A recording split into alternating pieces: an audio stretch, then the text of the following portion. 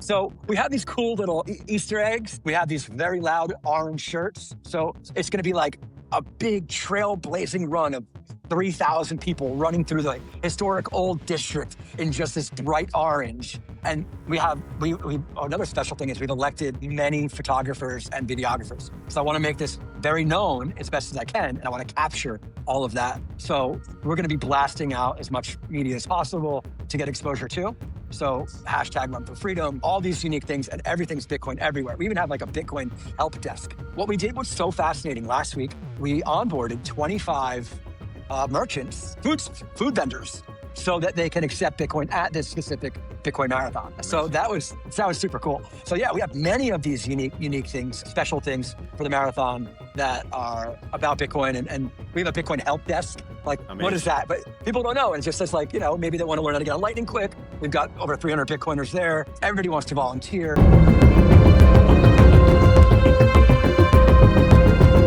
Hello, This is the Bitcoin Libertarian. Our guest today is Jimmy Kostro. Jimmy is the dynamic co-founder and director of Bitcoin Chiang Mai, Asia's fastest growing Bitcoin hub. As a seasoned entrepreneur, investor, and relentless advocate for freedom, Jimmy has renovated a 50-year-old building in the innovative Bitcoin Learning Center, a vibrant space dedicated to Bitcoin education, research, and community building. From hosting epic holiday parties and a half marathon to onboarding hundreds of students to Lightning Network wallets and collaborating with local universities and government officials, Jimmy's work is igniting Bitcoin adoption across my beloved country of Thailand, one Satoshi at a time. He is also the force behind the Bitcoin Chiang Mai podcast, which has racked up over 250,000 views in just 6 months, reaching thousands daily with life-changing insights. Today, we will talk about his project, the situation of Bitcoin in Thailand, and how to use Bitcoin to change the reality of unbanked communities. Jimmy, welcome. Thank you for having me. That was such a nice introduction. Nate, thank you very much. As I said to everyone, it's like the signature of my podcast is the introduction, and many people, I try to put some effort on the introduction, and many people say it. So it's a good way to receive feedback. So I met you in Hong Kong. It's been a while since I want to interview you in the podcast because you are living in Thailand. I lived in Thailand for 4 years, and it's like my second home. Besides Argentina, it's a country that I love a lot, and I think that there is many things to do there. But the first question is, how were you orange pilled? Say again? How were you orange pilled? Oh boy. Wow. I guess so. In 2017, I got involved during the block size wars, and I wasn't really certain what the objective was. So unfortunately, I set down a wrong path thinking that the objective was to uh, find the next Bitcoin.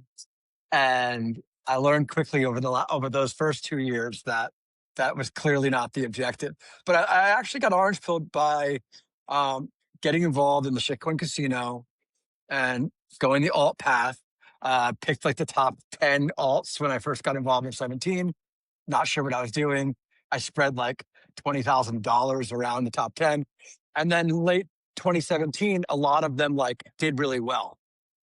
So I thought I was a genius.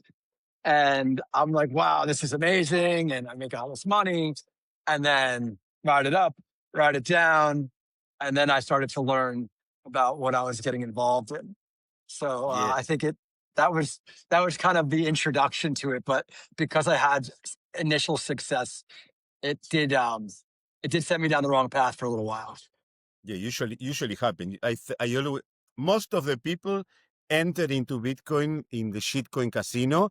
I'm a maximalist. Every day I wake up, I post anything not Bitcoin is a scam, but I have my shitcoin past as many Bitcoiners. And also what I say is like in the bull market, people discover Bitcoin, but in the bear market, people understand Bitcoin. Yes. Do you agree on that?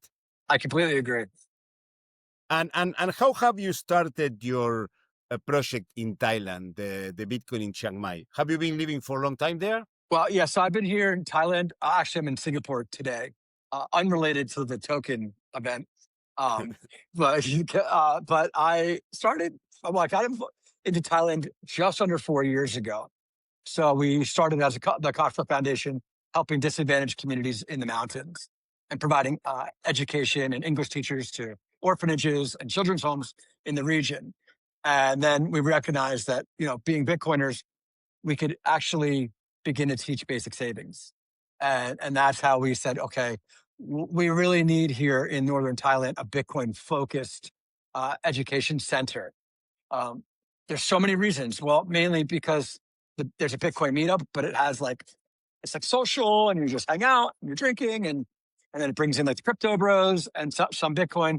But we recognize that to get everyone on the right path, we have to provide basic savings, modern finance, structured information, structured education. So that's how we actually ended up getting into Chiang Mai, because it's such a popular travel destination and expat destination. We have a huge international community, over 120 or 125 international Bitcoiners in the community. And our Thai side, we have about equal amount, 115 to 120. So together, we have over 250 Bitcoiners in our city. So and we didn't really realize that when until we built the building. We didn't recognize, because we didn't realize a lot of people either don't drink, they don't want to be part of the degen, speculative, what's your coin of the day thing. And yeah, so this is how we got involved in it. And now, as you mentioned on such a elegant introduction, we have reached over 250,000 people with our Thai Bitcoin focused education. On Saturday, we're in the number one prestigious university teaching Bitcoin in Thai at the master's level. So there's their investment master's program students.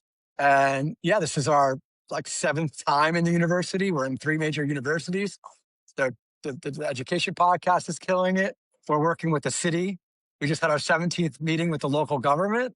And as you mentioned, we have our Bitcoin marathon, which is coming up in 30 days. And we just crossed 2,560 registered runners for this event. So it's a lot going on. Let me ask, because you know with the marathon, I'm training to half marathon here in Hong Kong, and probably I would love to go there for next year, not this year. Okay. How did because you spoke about that in the Nostr meetup here in Hong Kong? How did you started the marathon, and how it helped to grow awareness about Bitcoin?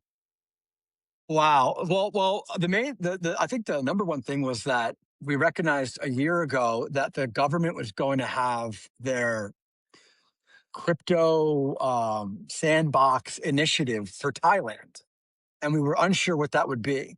So we wanted to use that momentum to get the story right and the tailwinds of what they were going to do here in November of this year. So that was like a main driver in the marathon. And we actually wanted to have something outside of the conferences. Bitcoin's typically in the boardrooms and the conferences. We wanted to create an event, a spectacular event, a physical one that brings the values and principles together of Bitcoin and the unity of all that, bring everybody together, and also bring awareness and exposure to thousands of people in the city. And in addition, that brings awareness to their friends and their family. And now we're bringing economic opportunity and extra economic value to the city, which is over in US dollars, probably 250,000 US dollars just by our small event. So it's really a larger project, and we're really happy how it's coming along. And it's gonna be the first one this year, or you already did one? No, this is our first one, so we've learned quite a bit. But next year, I think we're already committed to do another one next year. If you organize one next year, I'm sure I'm gonna be there, because it's Nice. I'm preparing a T-shirt for the 21K that is gonna be very very funny. So and how do you think that this kind of event? Because for me, my main struggle is to how to orange pill people, and how do you think these events that are not Bitcoin related are helpful for orange peeling new people? I think it's like for both of us, there's these touch points in your journey of finding and discovering Bitcoin. And this is just going to be that for other people. What is Bitcoin? Why are so many people here? Why are so many people excited about it? I don't think it's something we could just plug in and say, hey, this is Bitcoin. This is what it is. You got to learn it. We recognize that it's a journey and everyone comes from a different background, a different experience, and has had different touch points in their life. So we believe that this will be another touch point and tons of material to say where they could go from this marathon as maybe call to action, where they could learn more in town, find out there's an education center, find out it's free, learn that we're have a reputable community with the local government and the university and academia. So I don't, it's nothing for just like sit down now and learn self custody, but it's exposure and awareness, and we want to be that significant touch point for them. Yeah, Excellent. And yeah, are you moving? yeah. I'm moving right now. Okay, Moving okay, to okay. a little better location. Good. It's amazing. It's like we are like we are in live with there again. We clarify that he's not there because of the shitcoin conference token Correct. 2049. It's like Correct. We got a personal invitation from yes, Paulo from Tether, which they just purchased another 8,888 Bitcoin just yesterday. So yes, being that their incredible. Bitcoin company, they're our title sponsor of the marathon. They invited us down. There's the night Formula One race happening. And yeah, we were checking out some hot spots like scenic tourism spots. And you see a lot of the crypto bros with their token 2049. So well, they're while we recognize that maybe they're still on their journey and they haven't fully found Bitcoin yet. Yeah, probably they didn't find Bitcoin yet. Again, as I said, I was living in Thailand in 2017 when was this craziness of the ICOs and this first crypto when Bitcoin pumped. And at that time, for me, it was the same: Bitcoin, shitcoins, trading, and all the stuff. Then I learned it and the hard way, and I become a maxi, and that's why I'm here. And let's keep talking about the marathon because I'm super Let's interested do it. on Yeah. that. Are you gonna, of course, if you can talk, if there are no surprises, are you gonna do some thematic Bitcoin things during the marathon so people you can call the attention. The most important thing is call the attention for non Bitcoiners. Have you Yeah. thought in any special things or probably Yeah. connections with Halfini, with the 21 and something Yeah. like that? Yeah. Well, one thing we did is the marathon shirts are so awesome. I mean, like, it's like this digital orange Bitcoin with a big B on it. And it's the marathon's called Run for Freedom. And, this encompasses so much. And we have the medals, which is another special thing. I kind of wish I could show you, but I'm not, I'm traveling. And on the back of the medal, it actually has the block time of the projected day and time of the race. So we have these cool little Easter eggs. We have these very loud orange shirts. So it's going to be like a big trailblazing run of 3,000 people running through the historic old district in just this bright orange. And we another special thing is we've elected many photographers and videographers. So I want to make this very known as best as I can, and I want to capture all of that. So we're going to be blasting out as much media as possible to get exposure to. So hashtag Run for Freedom, all these unique things, and everything's Bitcoin everywhere. We even have like a Bitcoin help desk. What we did was so fascinating. Last week, we onboarded 25 merchants, food vendors, so that they can accept Bitcoin at this specific Bitcoin marathon. So Amazing. that was super cool. So yeah, we have many of these unique things, special things for the marathon that are about Bitcoin, and we have a Bitcoin help desk. Like, what is Amazing. that? But people don't know, and it just says like, maybe they want to learn how to get on Lightning quick, We've got over 300 Bitcoiners there. Everybody wants to volunteer. The energy is going to be super awesome. People are flying in. We have over 40 countries that are 40 nationalities that are participating in the event. So yeah, there's an amazing like magnetic energy coming for this thing. Amazing, amazing. And yes, I agree because putting all these connections, you trigger the attention of people, and probably someone who goes there for running, just for running, they start uh, discovering about Bitcoin, they learn Yeah. about Bitcoin because for most of the people that is not into the Bitcoin space or even the crypto space, for them people think that Bitcoin is something shady. Bitcoin is something like strange, that is something Is this difficult. So scammy? we need to go there and Yeah. show them that first of Yeah. all, we are Bitcoiners and we are not scammers or people from Wall Street, and that Bitcoin is the way to fight against inflation. And talking about that, you told me that you started with this project of helping people in the mountains. Yeah. What are the big problems that these people have, and how Bitcoin can solve it? So, as you know, you lived in Thailand for quite some time. In the northern regions or the border regions, there's the hill tribes, and many of them are unbanked. Yes. Many of them experience predatory lending. So, what we did is we established a research team led by my partner, director, and co-founder Phi for Bitcoin formal education. So we have a professor out of China that's friends with my director, and he's published 42 publications. So he's got a doctorate in these different journals. And we've conducted research all over the mountains, over 1,000 different applications or introductions to different people. And this was one thing that we really started to basically get a good idea of what that challenge is. And then we're at the stage of uh, compiling all that data and then open source, giving it out to the rest of the world. Say, hey, listen, we're not super formal academic researchers, but we noticed a problem. We got as much information as possible. And now we're putting it properly together to put on a silver platter, open source for the rest of the world. This is one thing that we recognize. But also, which is really fascinating and cool for the Bitcoin Libertarian podcast to hear. So we took some of the strongest Nostr users up into the mountains with us. We put out a big signal saying, we need the best. We went up to a hill tribe we've been supporting for over 3 years. There was hundreds of these children. And we introduced that they have phones from maybe like a living uncle, a living aunt, maybe a mom, maybe a dad, but they can't afford to raise the child. So they all go to this children's home.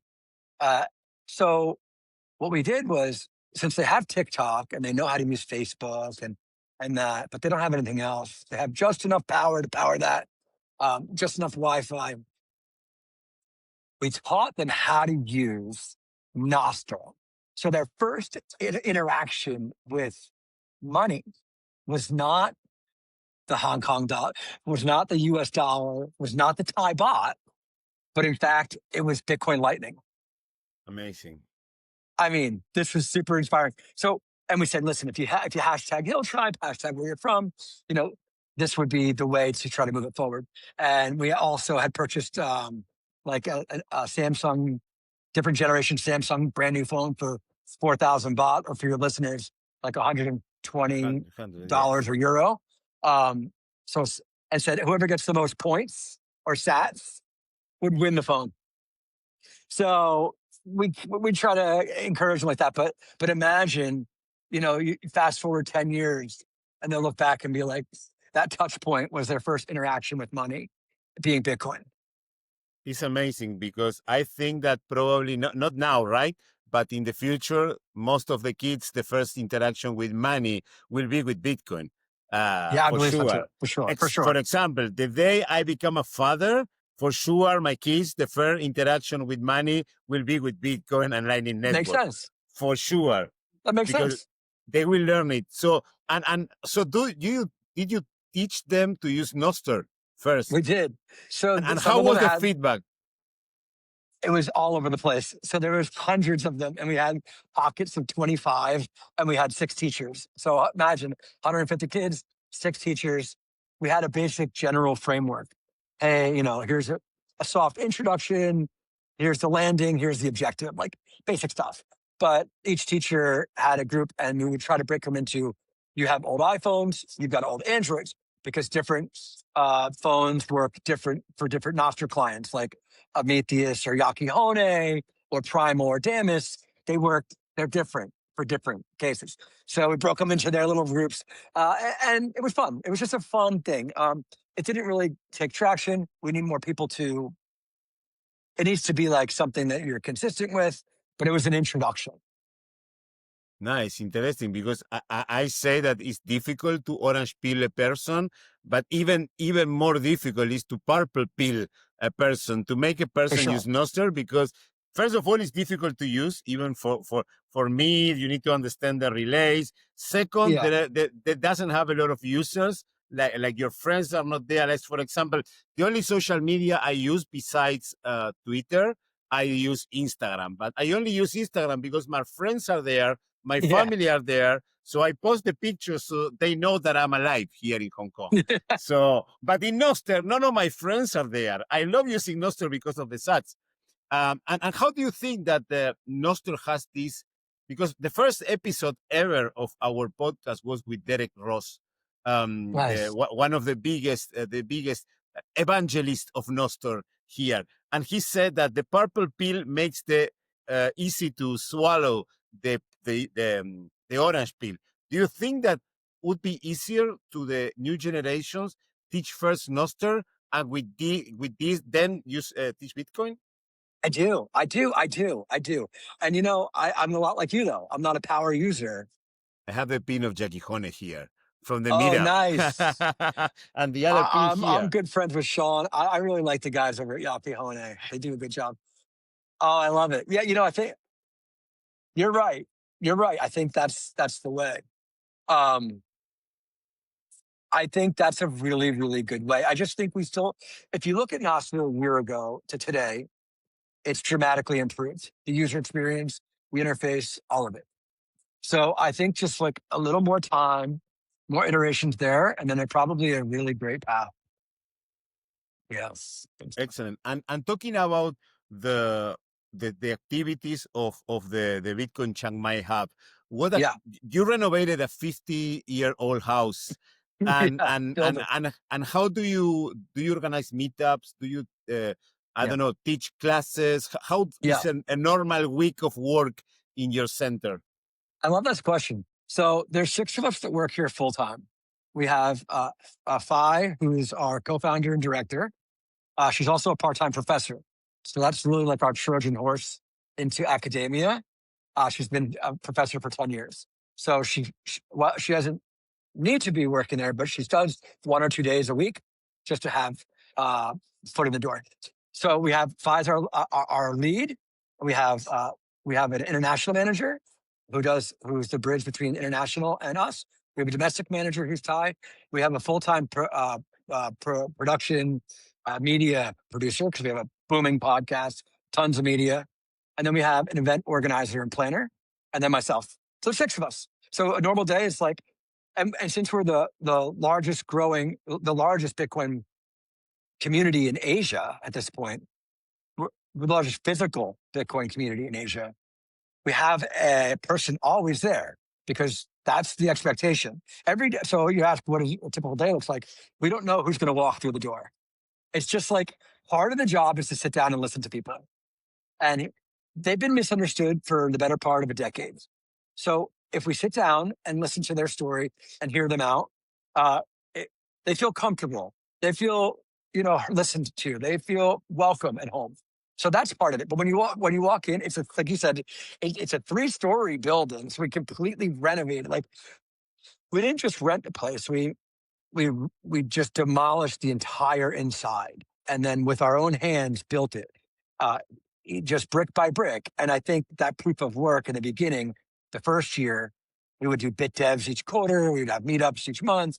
I think people just seeing like that we're so committed to this that they wanted to help. And then now, each week is, well, we have this podcast, which is weekly, which is great. We have constant events going on. Our meetups, we break them into different parts. So an international meetup, uh, they can no longer be meetups. That's how big they are. They're called events in progress because we're moving so fast. We're doing updates and we have so many people. We break them down into 2 different days. So like Friday or Saturday would be International Day for 100, 125 international people. And then Saturday or Sunday would be Thai Day, the same thing. And then some quarters, we even have Burmese Day on Mm. Thursday. So we really optimize the building. And so, like, you can imagine a weekend's busy. You have your content's got to go out. You got to get everybody there. The third floor fits 75 people. And then you also do your workshops. So there's tons of workshops that we do. Uh, what is money? Well, basics of Bitcoin. We have obviously custody, sovereignty, um, uh, different running nodes, basic mining, um, it really all depends. It depends who the audience is. And then each month, we're in the university too. But what's amazing is we brought the communities together.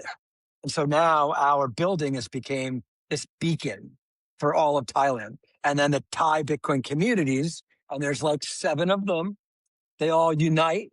And now we're so much stronger. So now we all go places together. So it's really, really, really cool when everyone comes together and they're singing songs and they're hugging and maybe having beers. And like you see 20 Bitcoiners, you're like, wait a minute, they're all 20 Bitcoin community leaders. Like it's not just Bitcoiners. So that's kind of what it looks like in our place. And we're constantly evolving, constantly growing, constantly arms filling, constantly hard on the education. And so that's our focus. And that's kind of where we are. And the education, like the workshops that you provide in the hub, are like structured that Yeah, you everything's said structured. this, or you just when there is a No, meetup. No. no. They're structured in advance. In advance. This way everyone's prepared because there's too many people to just wing it. It used to be like for meetups, but now the meetups are like structured workshops. Nice. And the meetups are just go in, hang out with Bitcoiners. There are no speakers or nothing, right? No.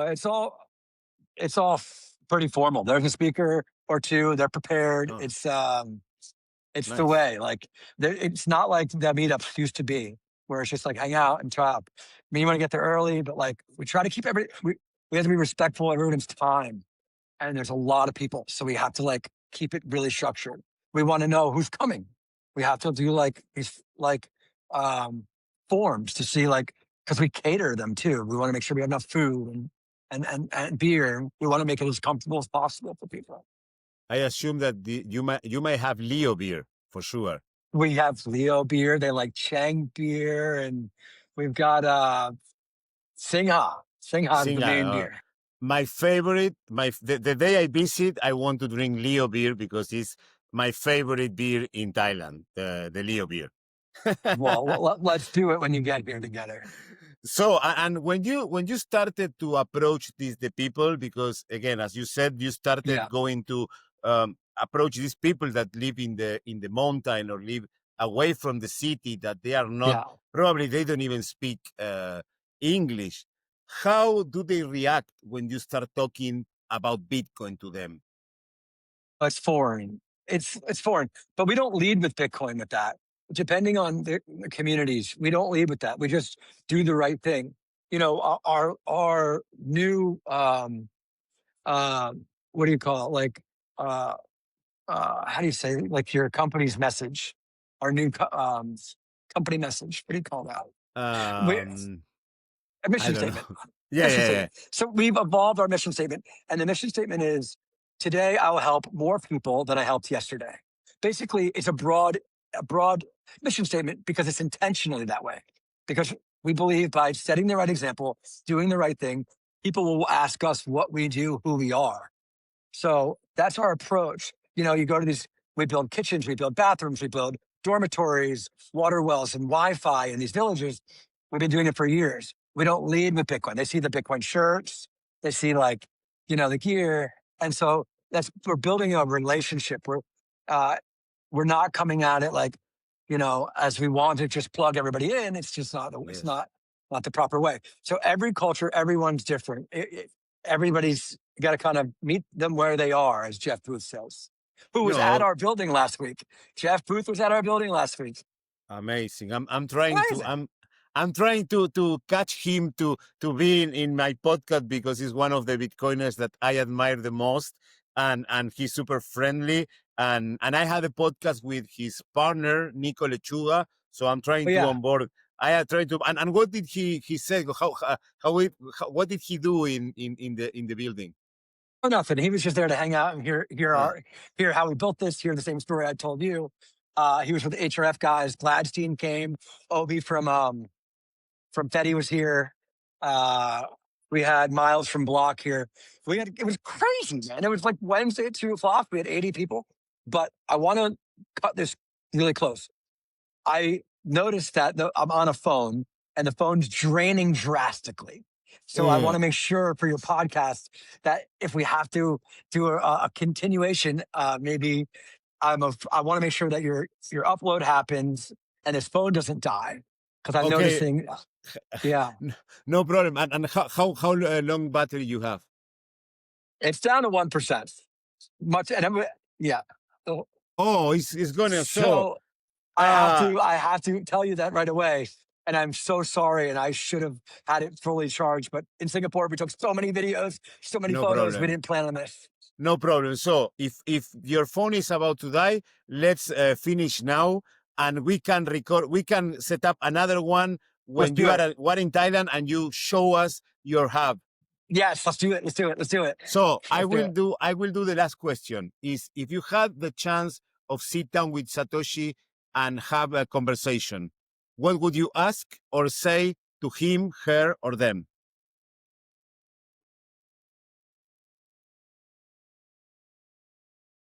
Do you think it was a discovery or an invention? I think I would want to ask that question. Amazing. I think I would want to know if he or she or they believed that they discovered it or that they invented it. That would help me get a better framework of where they came from and let me do my own hypothesis from there. Excellent. Okay. Well, thank you very much for your time. Anything else you want to add and how people can contact you? No, I'd love to continue the conversation. I just think that the best way to contact is follow us along. Type in Bitcoin Thailand. We've got so much more to share. And I think it's great if we do the next sequel or Yes. the rest of the podcast at the Yes. building anytime. I'd like to show you guys around, show your audience. I'm so I grateful that we got to catch up. And I'm so looking forward to seeing Bitcoin Libertarian podcast grow. And I want to support you guys as much as possible. Of course, and from our side, the same for you. I will be sending a message on X, and we are gonna plan for the second part of the podcast. But Let's anyways, do it. thank you very much for your time, and thanks for being here. Thank you so much. And thank you very much to everyone who is on the other side. If you like the episode, thumbs up, subscribe to our channel, follow us on social media, and remember, share this episode with the people you love, share this episode with the people you hate, because we must reach 8 billion people and onboard them to Bitcoin. Stay humble, stack sats, and remember, we are all Satoshi. Excellent. And that's all for today. If you like the episode, please give us a like, subscribe to our channel, follow us on social media. Our X account is the Bitcoin _. Our YouTube channel is the Libertarian BTC. Our YouTube channel in Spanish is Libertarian BTC ESP. Our Patreon, the Bitcoin Libertarian. Our Instagram, the Bitcoin Libertarian. That's all. You can go there and follow us in all our social media.